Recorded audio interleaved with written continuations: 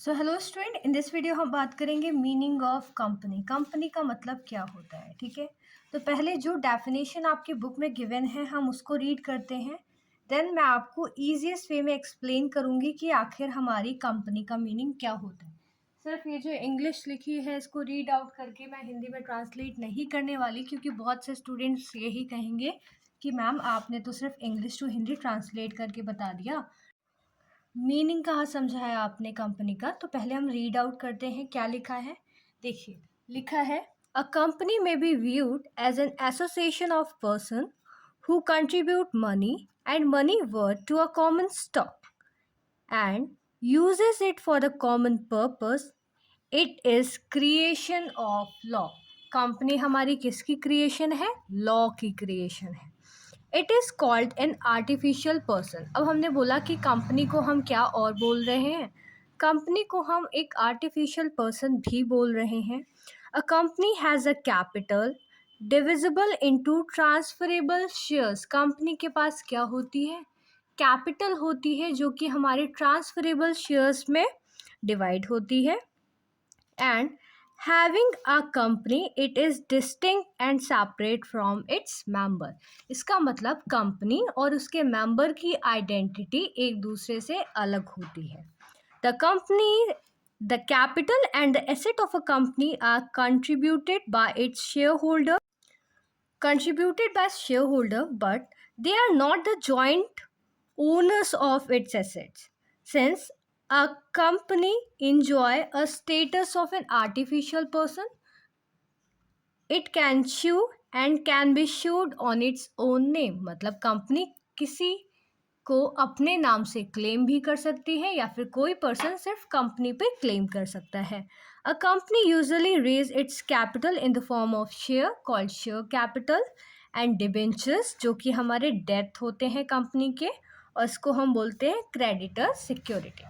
ये आपने डेफिनेशन पढ़ी, देखो इसमें क्या लिखा है। इन्होंने बोला कंपनी हमारी एक एसोसिएशन पर्सन है। एसोसिएशन ऑफ पर्सन मतलब क्या है? दो या दो से ज़्यादा लोग आ करके आपस में कंपनी को फॉर्म करते हैं, ठीक है।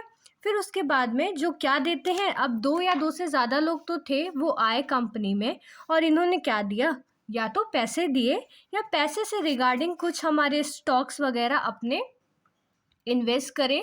किस लिए? हमारे कंपनी का जो कॉमन पर्पस था ना, जो मेन ऑब्जेक्टिव था कंपनी का, उसमें। देन इन्होंने बोला कि कंपनी एक क्या है? Creation of law. लॉ की क्रिएशन है और इसकी खुद की एक सेपरेट लीगल एंटिटी होती है। लॉ की क्रिएशन कैसे है? कंपनी हमारी बिना रजिस्ट्रेशन कराए फॉर्म नहीं हो सकती। तो जब रजिस्ट्रेशन कराएंगे तो कंपनी का रजिस्ट्रेशन जैसे हुआ वैसे ही हमारी कंपनी फॉर्म हुई ना, तो ये हमारा क्या हो गया? लॉ का क्रिएशन हो गया। आर्टिफिशियल पर्सन है। आर्टिफिशियल पर्सन इसलिए बोला क्योंकि कंपनी हमारा कोई नेचुरल ह्यूमंस की तरह बॉन्ड तो होती नहीं ना, लोग आ करके इसको आर्टिफिशियल तरीके से फॉर्म करते हैं। इसलिए हमने बोला कि कंपनी हमारी क्या है? कंपनी हमारी एक आर्टिफिशियल पर्सन है, ठीक है। इसके जो मेंबर्स होते हैं और कंपनी, फॉर एग्जांपल ये हमारी कंपनी के 4 मेंबर हैं, मेंबर 1, मेंबर 2, मेंबर 3 और मेंबर 4, ठीक है। इन चारों की जो कैपिटल है उन्होंने इन्वेस्ट करके एक कंपनी फॉर्म करी। अब ये कंपनी हमारी फॉर्म हुई है सी लिमिटेड। कौन सी कंपनी फॉर्म हुई है हमारी? सी लिमिटेड कंपनी फॉर्म हुई है। इस सी लिमिटेड कंपनी की identity member A B C से अलग होगी। कोई पर्सन चाहे तो सिर्फ सी कंपनी पे आकर के क्लेम कर सकता है, 1 2 3 4 वाले को कोई मतलब नहीं होगा, ठीक है। So student, this is the meaning of company. आपको कुछ चीज़ें याद रखनी है। Number 1, company is an association of 2 और मोर पर्सन, ठीक है। It is created by law, इसलिए हम उसको बोलते हैं आर्टिफिशियल पर्सन। और कंपनी की जो कैपिटल है वो स्मॉल पार्ट्स में डिवाइड कर दी जाती है और वो स्मॉल पार्ट्स हमारे ट्रांसफरेबल शेयर्स होते हैं।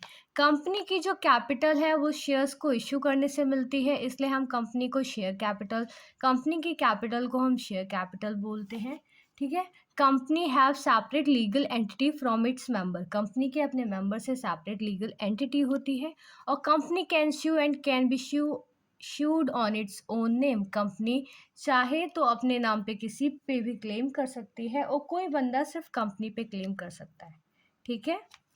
आई होप स्टूडेंट आपको ये मीनिंग समझ में आया होगा। If you want to take the screenshot you can. Thanks for watching, do subscribe for more content, stay tuned, bye bye.